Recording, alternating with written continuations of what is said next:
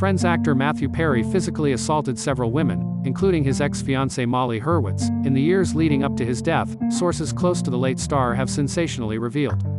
Explosive new allegations detail how he threw a coffee table at Hurwitz after she confronted him about cheating in 2021. It is also said that he shoved his live-in sober companion Morgan Moses into a wall and threw her onto a bed during an angry meltdown in March 2022.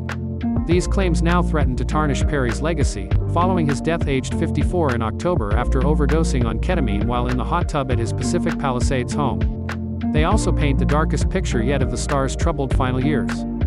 In Perry's 2022 memoir Friends, Lovers and the Big Terrible Thing, he claimed he was finally sober, after multiple failed attempts to get clean and at a personal cost of $9 million. But, as I reported last month, we now know that not to be true and that he was never clean.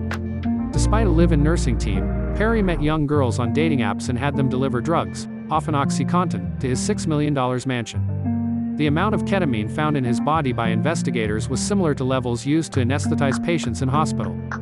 Perry has since been variously described as incredibly reclusive, as well as angry and mean, prior to his death. In his memoir, Perry used the pseudonym Urin to refer to Morgan Moses.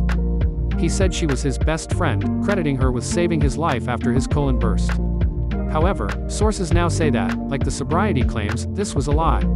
In truth, after Perry attacked Moses, now 37, she quit her job as his sober companion and cut off all contact with him a full year before the memoir was published. Morgan was no longer working with Matthew. He had a horrible breakdown and in the heat of the moment he could not control his emotions. He had a fear that he was going to be abandoned, a source explained. He shoved Morgan into a wall and threw her onto a bed. She left. Single quote. The source added, "The man those close to him knew and the man that the world saw were two very different people." Single quote.